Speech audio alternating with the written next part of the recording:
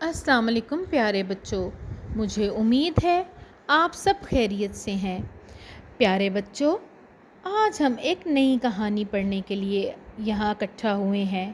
کیا آپ کہانی پڑھنے کے لیے تیار ہیں؟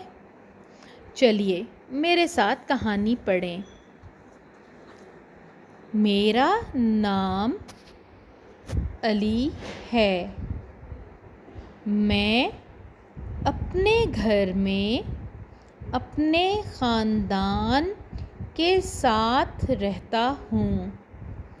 میرے ابو اور امی مجھ سے بہت پیار کرتے ہیں۔ میرے دادا اور دادی بھی ہمارے ساتھ رہتے ہیں۔ میری بہن کا نام ندا ہے۔ ہم دونوں بھائی اور بہن اکٹھے کھیلتے ہیں۔ ہم ہر اتوار کو اپنے نانا اور نانی سے ملنے جاتے ہیں۔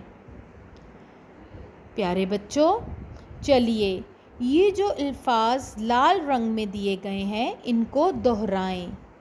ابو، امی۔ دوبارہ بولیے، ابو، امی۔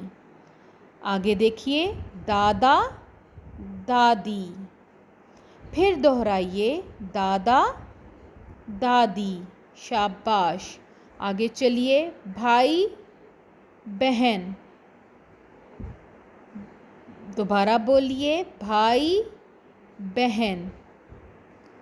آگے چلیں، نانا، نانی۔ ایک دفعہ دوبارہ بولیے، نانا، نانی۔ شاباش۔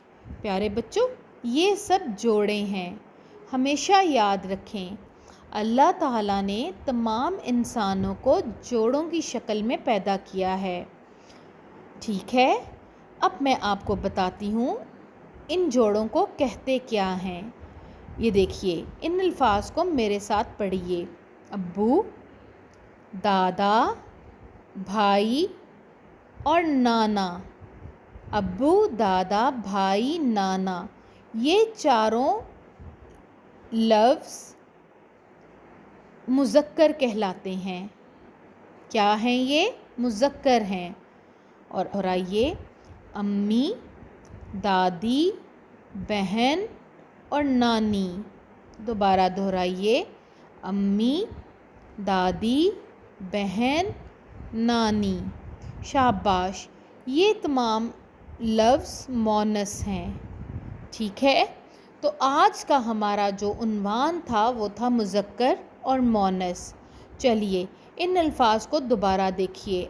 یہ مذکر الفاظ مذکر کے نیچے اور مونث الفاظ مونث کے نیچے لکھیں گے اس طرح: ابو، امی، دادا، دادی، بھائی، بہن، نانا، نانی۔